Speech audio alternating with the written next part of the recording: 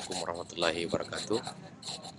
Saudara-saudara sekalian, pada kesempatan ini kita masuk lagi pada pembahasan tentang filsafat ilmu bagian ketiga atau pertemuan ketiga, yang kita membahas tentang ciri berpikir filsafat. Nah, saudara-saudara sekalian, bahwa terkait dengan ciri berpikir filsafat ini ada terbagi dari beberapa bagian-bagian yang penting di dalam memahami makna-makna daripada ciri berfilsafat atau ciri berpikir filsafat ini. Yang pertama adalah ciri berpikir radikal, bahwa memang permasalahan yang muncul hari ini, istilah radikal ini sebenarnya bermakna netral, bisa bermakna positif atau negatif juga, meskipun terdapat potensi kerancuan atau bias pengenaan terkait dengan pemakaian istilah ini. Nah, kalau dengan demikian, ada kemungkinan muncul makna negatif, ada muncul makna positif. Mari kita lihat dari segi batasan-batasannya. Yang pertama kita lihat dari segi kamus.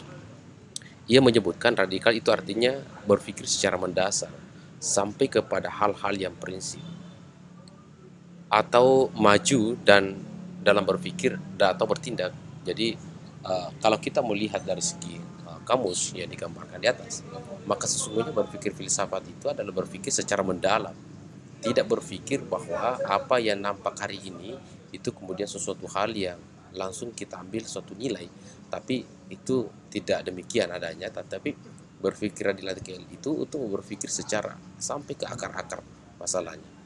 Sebagai sebuah contoh, boleh saja kita melihat seseorang itu mukanya mungkin lagi bercerah, tapi belum tentu secara akar mungkin hatinya sedang gelisah. Boleh saja kita melihat itu orang sedang selfie di tempat rekreasi atau sedang mengupload Facebooknya gambar yang begitu cerah kelihatan, tapi mungkin hatinya lagi sedang galau. Nah, kalau kita berpikir radikal, maka kita tidak boleh tertipu dengan tipu daya apa yang menjadi nampak. Boleh saja karena yang nampak itu tidak berkesesuaian dengan apa yang sebenar-benarnya. Nah, filsafat hadir untuk kemudian memberikan sebuah gambaran kepada kita untuk tidak menjustifikasi suatu kebenaran mata, telinga, pendengaran, bahkan nafas sekalipun, untuk menjustifikasi bahwa apa yang ditangkap oleh panca indera tersebut itu kemudian kita langsung mengambil kesimpulan, tetapi tetap didudukkan sebagai sebuah objek yang kemudian kita tetap harus melihat secara subjektif sebelum kemudian menemukan sesuatu cara berpikir filsafat yang radikal atau cara berpikir yang mendasar. Tentu saudara-saudara sekalian, pertanyaannya kemudian apa ukurannya berpikir mendasar? Apa ukuran dari berpikir radikal? Tentu kalau kita mendekatkan kembali kepada berpikir filsafat, maka tentu kita kembali pada pola definisi filsafat, bahwa filsafat itu cita akan kebenaran. Nah, pertanyaannya kemudian adalah yang mana itu kebenaran? Nah, kebenaran itu ada 3 hal yang disampaikan oleh Aristoteles. Yang pertama adalah kebenaran koherensi. Kebenaran koherensi itu adalah pernyataan sesuai dengan kenyataan. Pernyataan sesuai dengan kenyataan. Atau saya bisa kembangkan dari makna pernyataan itu adalah apa yang kita lihat itu sesuai dengan kenyataan, gitu. Sesuai dengan fakta yang sesungguhnya setelah kemudian kita kaji. Sebagai contoh, apa yang kita lihat berkesesuaian dengan fakta yang ada. Kalau langit itu kelihatan biru, pertanyaannya adalah apakah betul langit itu biru? Filsafat hadir untuk mencoba melakukan pengkajian tersebut. Contoh yang kedua, kita berkesimpulan bahwa ternyata itu adalah gunung itu begitu indah. Dari jarak jauh mungkin gunung itu kita kelihatan indah, tapi sesungguhnya ketika kita mendekat gunung itu sangat jelek kalau kita sedang berada di gunung. Ini lain halnya kalau misalnya teman-teman yang memang hobi mendaki, itu lainnya, itu suasana lain. Maksudnya saya melihat dari segi kasat matanya. Gitu. Mungkin hal-hal saja bisa menemukan hal-hal yang tidak berkesesuaian dengan keindahan gunung tersebut dikala kita jauh dengan dikala kita sedang berada di gunung itu. Nah, itu maksudnya berpikir radikal paling tidak seperti itu penggambarannya. Walaupun ini kemudian orang-orang yang berpikir radikal itu memang cenderung saya melihat bahwa cara berpikirnya itu cenderung bertolak belakang atau kontradiksi interminus dengan pandangan-pandangan orang lain. Akan tetapi tentu terjadinya hal seperti itu oleh karena satu pihak yang tidak mampu mengimbangi cara berpikirnya orang radikal. Di lain sisi, orang radikal mungkin berbicara tidak menempatkan bahasanya pada tempat yang tertentu. Contoh misalnya, agak bisa kita buktikan misalnya pada contoh-contoh konkret transfer bahasa antara orang tua berbicara dengan anak, antara anak berbicara dengan orang tua. Terkadang itu tidak nyambung. Kenapa? Karena ada satu berpikirnya lain, yang satu cara pandangnya, pola pikirnya lain. Nah, ini juga sedemikian. Cara berpikir radikal itu selalu kemudian kelihatan kontroversi. Tapi sesungguhnya kita mengatakan kontroversi karena kita tidak pernah berada pada posisi berpikir radikal itu. Seandainya sekiranya kita pernah berada di posisi pada cara berpikir radikal itu, mungkin kita menganggap bahwa ini adalah cara berpikir yang benar. Kita terkadang mencoba untuk kemudian menjustifikasi sesuatu itu salah, di mana kita tidak pernah berada pada sesuatu itu. Nah, ini kemudian filsafat hadir untuk keluar dari cara-cara seperti itu. Keluar dari cara seperti itu menghadirkan bahwa ayo mari kita berpikir secara radikal.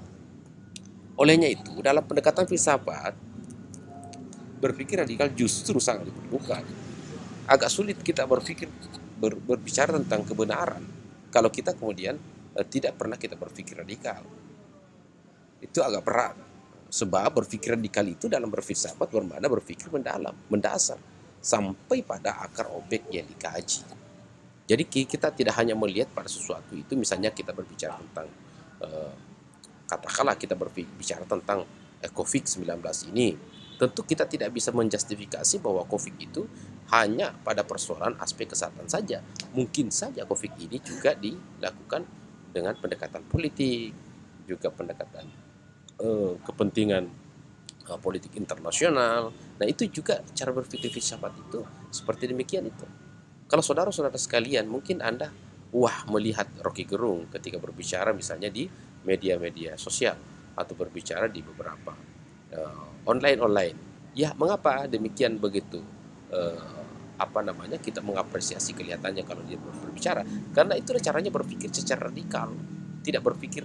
Orang berpikir radikal itu berpikirnya tidak dangkal, sangat mendalam sekali. Dia sampai mengurai sampai sedetail-detailnya apa yang menjadi penyebab daripada suatu masalah yang muncul. Gitu. Sebagai contoh, sebelum saya melangkah, ya, berpikir radikal itu seperti misalnya kalau kita melihat dasar pijakannya itu, kalau kita melihat daun yang kuning atau pohon yang lagi layu, maka dia tidak menjustifikasi, dia tidak menyalahkan langsung ranting yang lagi layu atau daun yang lagi menguning.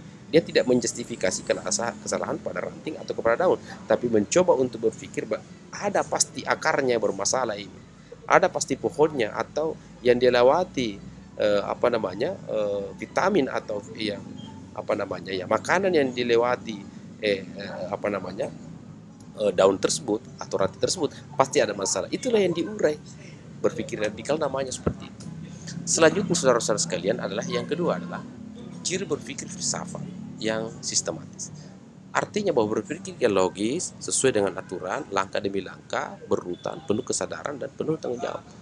Ada beberapa variabel yang kita lihat bahwa kita berpikir sistematis itu, yang pertama itu logis, masuk di akal. Apa yang dibicarakan masuk di akal. Tetapi masuk di akalnya itu sesuai dengan aturan berpikir. Yang mana yang dimaksud dengan aturan berpikir? Bahwa pikiran kita tidak boleh menjustifikasi kebenaran kita itu sama dengan kebenaran orang lain. Contoh, kita melihat misalnya sering kita mengatakan, dulu ya orang tua kita mengatakan, jangan, tidak usah masuk tidak usah ambil fakultas hukum, ambil saja fakultas pendidikan. Itu tetangga sekarang sudah menjadi guru, tiap hari ke sekolah. Nah, kalau seperti itu cara berpikir kita, maka itu juga cara berpikir yang tidak logis, menyalahi kaidah-kaidah berpikir filsafat. Kita tidak boleh menjustifikasi bahwa orang lain sukses itu kemudian kita juga harus mengikuti. Enggak. Orang lain beda, lain kita. Yang terpenting adalah berpikir radikal kita, apa sebenarnya potensi kita yang kita miliki. Karena sekarang ini kan agak berat juga kalau misalnya kita masuk fakultas hukum tapi tidak ada jiwa-jiwa untuk kemudian menjadi seorang pengacara, tidak ada jiwa untuk menjadi konsultan hukum, tidak ada jiwa untuk menjadi seorang jaksa, tidak ada jiwa untuk menjadi membentuk LBH yang sifatnya mendampingi orang, tidak ada jiwa untuk kritis, tidak ada jiwa untuk menggunakan logika hukum, tidak ada jiwa untuk membaca peraturan perundangan, tidak ada. Itu berat, agak berat. Makanya di S1 itu pernah saya katakan seperti ini, bahwa kalau saudara-saudara sekalian ingin menguasai yang namanya filsafat, kalau Anda mau ingin menguasai namanya hukum, ya kalau Anda selesai kuliah nanti ini Anda pulang beli buku filsafat hukum, beli buku logika hukum, beli buku bahasa hukum, beli buku pengantar ilmu hukum, apalagi satu itu beli kamus ilmiah hukum. Saya kira 5 item ini Anda coba kuasai baik-baik. Saya yakin dengan menamati buku ini dengan baik-baik, membaca dengan baik dan memahami dengan baik, saya kira keilmuan hukum itu Anda bisa miliki dan Anda bisa memiliki sebuah karakter orang hukum. Saya terkadang saudara-saudara sekalian mengatakan bahwa karakter hukum itu lain.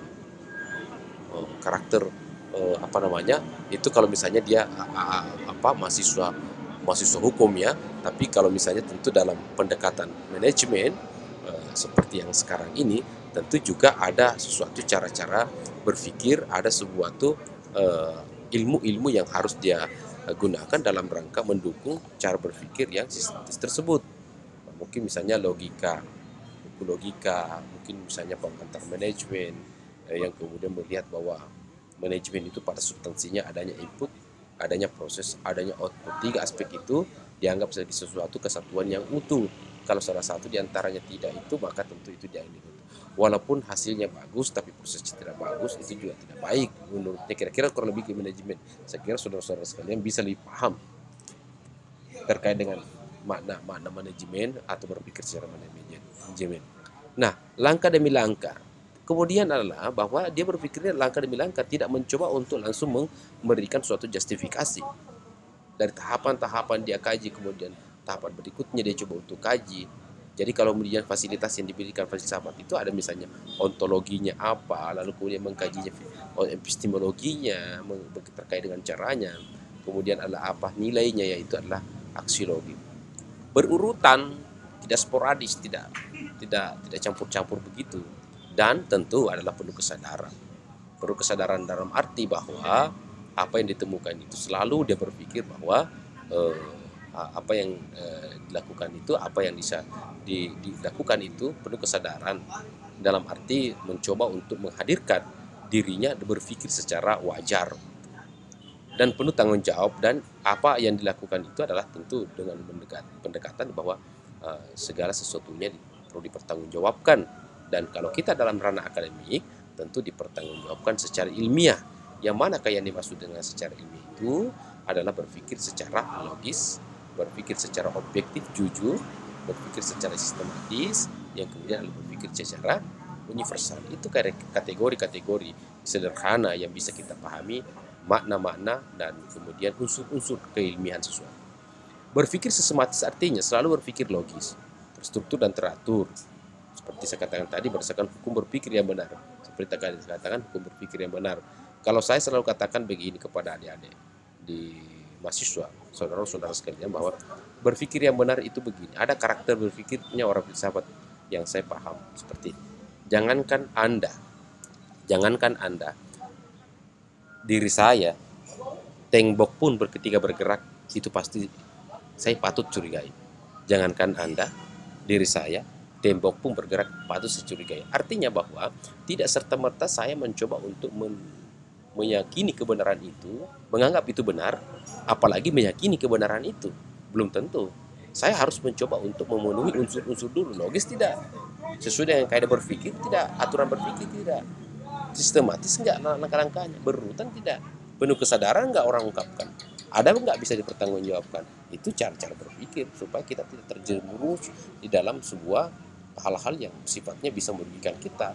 Contoh misalnya, kalau cara berpikir, kalau misalnya cara yang tidak berpikir filsafat. Kalau misalnya Anda lihat di media sosial, Anda melihat misalnya terkait dengan berita-berita FPI, Anda melihat berita-berita tentang corona, Anda melihat tentang berita-berita viralnya misalnya menteri, ada misalnya korupsinya menteri.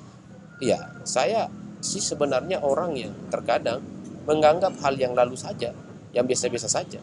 Artinya apa? Saya tidak mau terlalu cepat menjustifikasi sesuatu itu melakukan suatu kesalahan tanpa kemudian didasarkan pada kaedah-kaedah berpikir tadi yang saya katakan. Selanjutnya adalah berpikir pemikiran filsafat tidak hanya melepaskan atau menjejerkan ide-ide, tidak hanya melepaskan atau menjejerkan ide-ide penelaran kreativitas budi secara serampangan. Jadi ketika cara berpikirnya filsafat ini dengan sistematis ini, maksudnya adalah dia apa yang dia idekan itu kemudian mempunyai sebuah dasar-dasar ilmiah, misalnya memang sudah diungkapkan orang terdahulu, atau kemudian apa dasarnya, dasar ide itu kan logis, dasar lain ide itu kan berdasarkan pandangan orang yang kita kutip, misalnya dasar ide itu kan memiliki manfaat. Nah, kemudian penelaran dan kreativitas budi secara serampangan, dia tidak mencoba untuk mengungkapkan sesuatu itu secara serampangan.